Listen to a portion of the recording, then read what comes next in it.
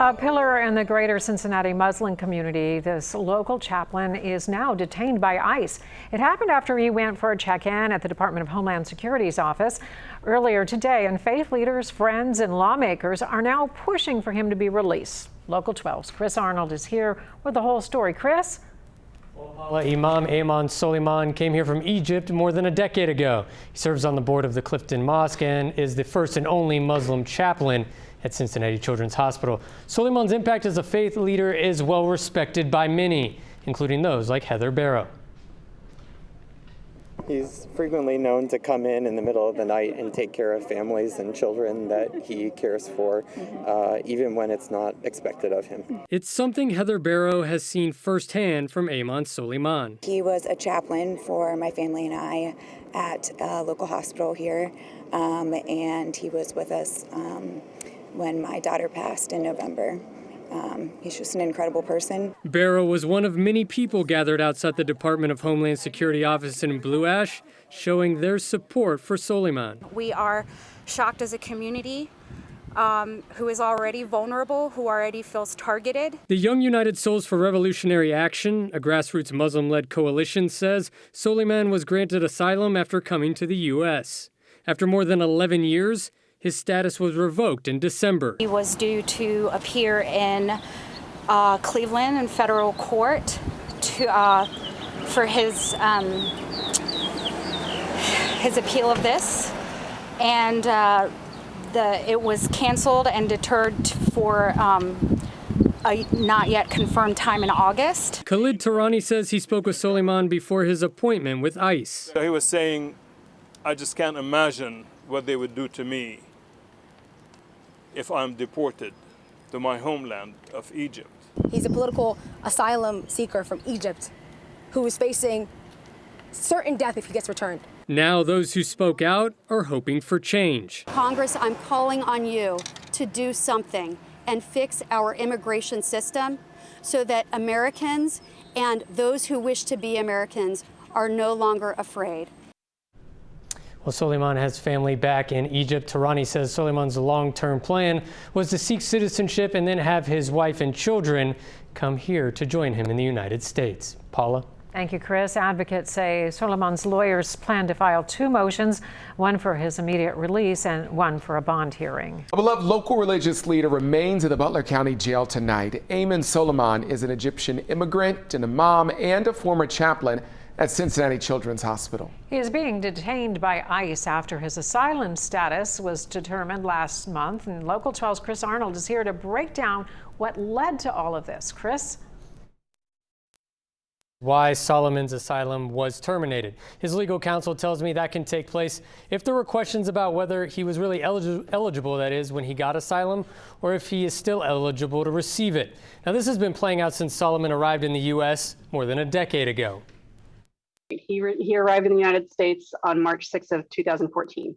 Ayman Solomon came to the United States seeking political asylum. He was a journalist, and he reported on the revolution as it happened, and that did not go over well. He was arrested, I believe it was at least twice officially, maybe once a little more informally, was subject to torture, and it was for his political opinion. Kate Brady and Christina Jump both work for the Muslim Legal Fund of America. They say Solomon was granted asylum in 2018. He applied for a green card the following year, and that request is still pending.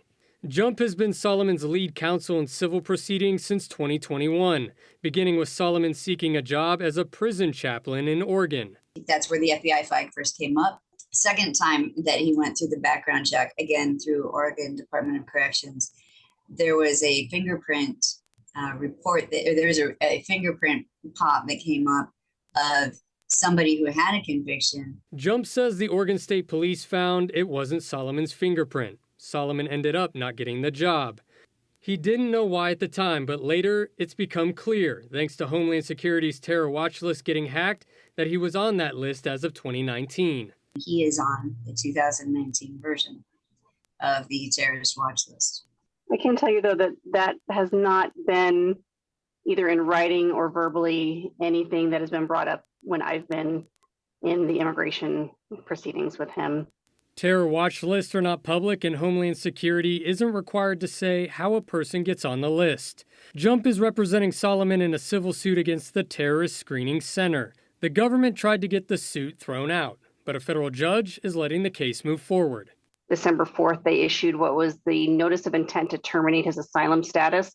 That asylum status is what gave him even the permission to request his green card. So this was pretty much unraveling everything, and it was catastrophic for us. And that led up to June 3rd when Solomon's asylum status was terminated. Brady says Wednesday was the first time Solomon was ever required to check in with ICE. Paula? Solomon's attorneys are asking bond be set so he can possibly get out of detention, and they are hoping for a quick decision. Well, supporters are once again calling for the release of a local religious leader who was detained by ICE. Ayman Solomon is an imam who, until last month, was a Muslim chaplain at Cincinnati Children's Hospital. But that all changed last week when he was detained during a routine check-in with ICE.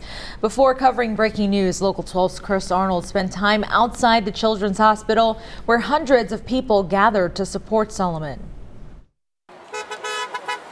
Ayman, the person, is someone who doesn't stop giving, and I don't know where he continues to tap in to get that endless supply of grace and mercy and love that he has for others. Tala Ali says she has spoken to Imam Ayman Solomon almost every day since he was detained by ICE. Friday, I heard from him, and he said, I led the Friday service prayers in this block in Butler County Jail for the first time ever. Solomon came to the United States from Egypt in 2014 and was granted asylum a few years later. But last month, his asylum was terminated, which led to him leaving his job at Cincinnati Children's Hospital. Then last week, he went for a routine check-in at the Department of Homeland Security office, where he was detained by ICE. The lawyers that were outside of Blue Ash ICE when we were there said this is not normal. This is not normal practice. He went in for a check-in. He did not come out. Up and down the sidewalks outside of Cincinnati Children's Hospital, you saw Solomon's face on several signs. Organizers say more than 300 people turned out Sunday to show their support for Solomon. That included community organizations, those impacted personally by Solomon, and other faith leaders, like imams from different communities. We asked the Department of Homeland Security and ICE to, number one, review Imam Ayman Soleiman's detention with urgency and transparency. Who read a statement from the imams of Ohio to the crowd asking Solomon be afforded full due process. Lastly, consider his positive contributions to the community. City council members also standing in support of Solomon. I think it's really important for people to know that, we in City Council really care. We are here serving the people of Cincinnati, all of the people of Cincinnati. In Corryville, Chris Arnold, Local 12 News. Solomon's attorneys have filed a temporary restraining order in federal court to prevent him from being transferred out of detention in Butler County. The former Children's Hospital chaplain detained by ICE will stay in the Butler County Jail, at least for now. A federal judge granted a temporary restraining order today, keeping Ayman Solomon from being moved as his court proceedings continue. And we're learning more tonight about why his asylum status was revoked. Local 12's Chris Arnold is here with that. Well, Paula, attorney Rob Ratliff says his client was doing work for a charitable organization in Egypt. It was a group that an asylum officer said has ties to the Muslim Brotherhood. Rob Ratliff says the asylum officer made a determination that the Muslim Brotherhood is a terrorist organization.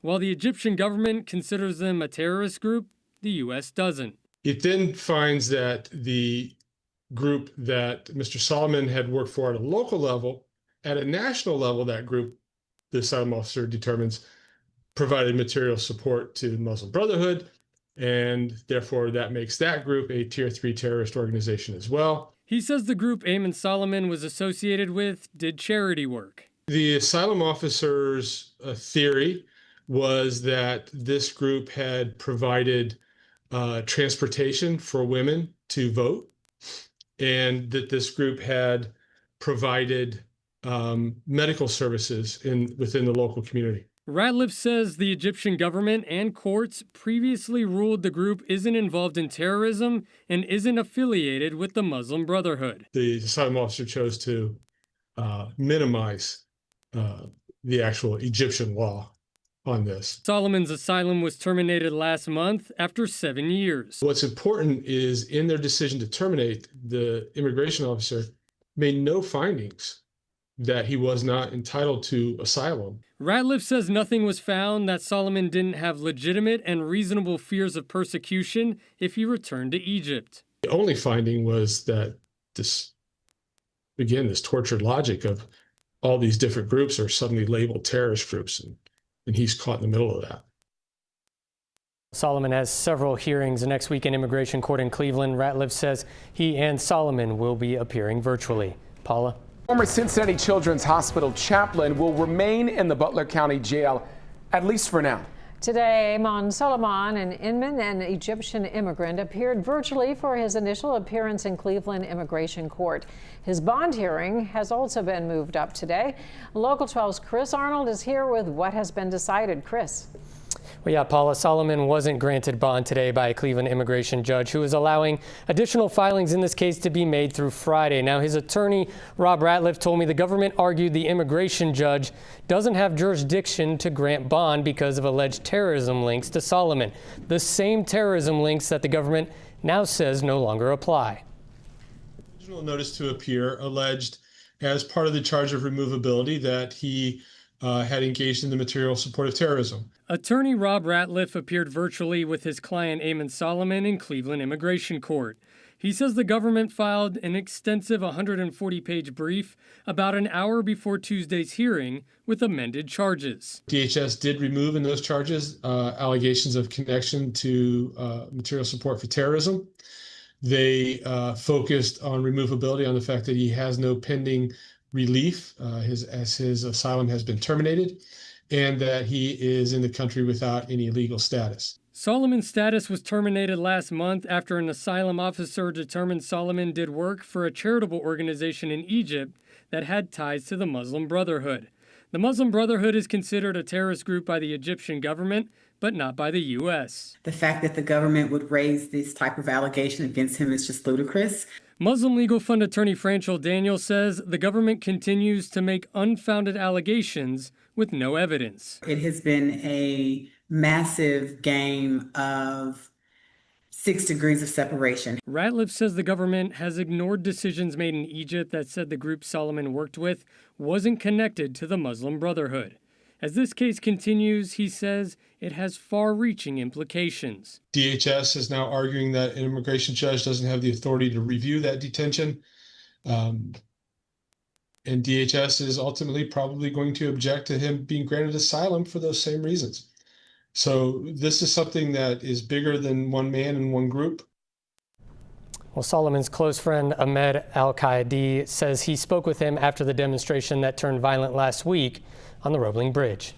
He wishes for everyone to be safe and causes no harm. And he asked us today, make sure if there is anything to be done, it is going to be visual, peaceful, no protests. Well, Solomon has been in the Butler County Jail for almost 2 weeks now after being detained during a check-in with ICE. Paula? All right, Chris, and Solomon's next hearing is Thursday at U.S. District Court in Cincinnati. That's where his lawyer will try to continue an injunction granted last week that would keep Solomon in the Butler County Jail and not be moved elsewhere.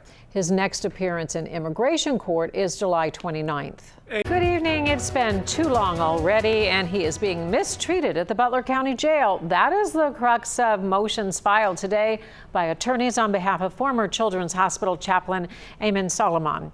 He was detained by ICE last month. Chris Arnold is here with the injustices his lawyers say he is facing since being detained. Chris? Well, Paula, attorney Rob Ratliff says they're challenging both the legality of Solomon being detained and the termination of his asylum. This comes after a temporary restraining order to keep Solomon from being moved out of the Butler County Jail was denied late last month. That's when the immigration judge found she had no jurisdiction to consider bond in Solomon's case. Attorney Rob Ratliff says this has been an incredibly stressful situation for Ayman Solomon. Now he finds himself in a situation where he's separated from his community, his employment, and no real end in sight. Ratliff and the rest of Solomon's legal team are pushing for Solomon's release from jail. We don't think he should be detained, and we think that detention is unlawful. And more importantly, we think that his determination of his asylum was improper and improperly done. And so we think that the asylum termination should be set aside. This latest emergency petition says Solomon was placed in solitary confinement earlier this month. The petitions say he was placed there because of targeted harassment due to him trying to practice his religion. He was placed in segregated custody. Difference of opinion as to why that happened. The lawyers argue Solomon's confinement prevented him from offering religious guidance to other inmates and from him freely exercising his faith. He was denied opportunity to speak to counsel. He was denied opportunity for visitation. I was prevented from talking to him on one scheduled call. Butler County Chief Deputy Sheriff Anthony Dwyer says the jail supports all religious freedoms. Dwyer says Solomon had requested to go to a location within the pod where he's being held for a religious-based reason. A corrections officer told Solomon he couldn't go to that area, and Dwyer says Solomon became argumentative. Solomon was then put in solitary confinement. That decision was reviewed, and Solomon was removed from isolation a few days later. Looking ahead, Solomon has another hearing in Cleveland Immigration Court Tuesday. Ratliff says that will simply be a procedural hearing. Paula?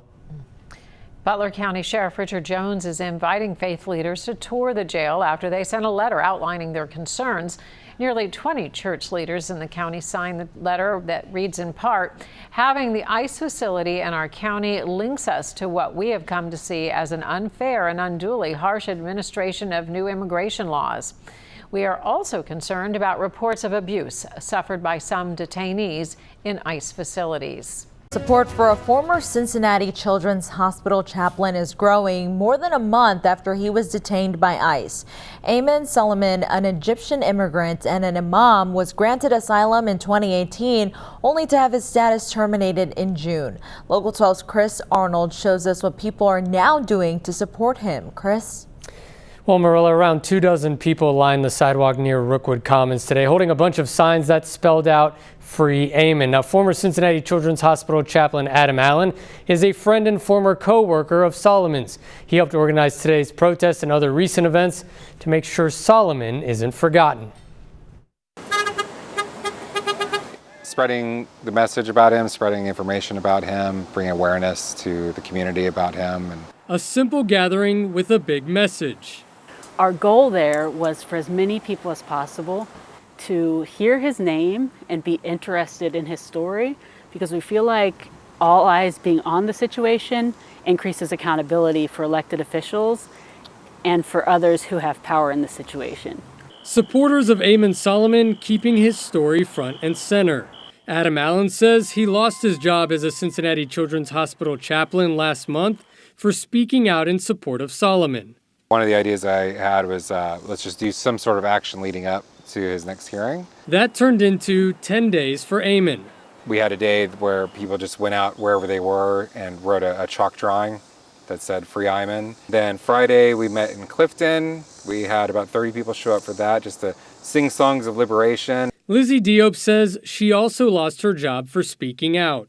Both she and Allen say they've visited Solomon regularly at the Butler County Jail. Diop says she just visited him on Sunday. One of the things we talked about was how thankful he is for the people who are speaking out for him. And he also requested more interfaith services. It's the multi-faith, interfaith stuff is really important to him. Diop and Allen say it's important to keep sharing Solomon's story. I want him to know that he's never been alone, and I want us to know that we did everything within our power to fight for his freedom. Ayman's not free yet, and if Ayman is deported, then he'll be executed. So to me, I'll keep doing all that I can until this is over, whichever way that goes. Well, Diop says she wrote a letter to Governor Mike DeWine as a possible way to bring in more support for Solomon. That letter got 1,100 signatures, many from faith leaders. Now, she says it will be delivered to the governor's office tomorrow morning. Marella? All right, thanks, Chris. And a prayer circle for Solomon will be held at Hoffner Park tomorrow night at 6:30. Solomon is set to appear in Cleveland Immigration Court again on Tuesday.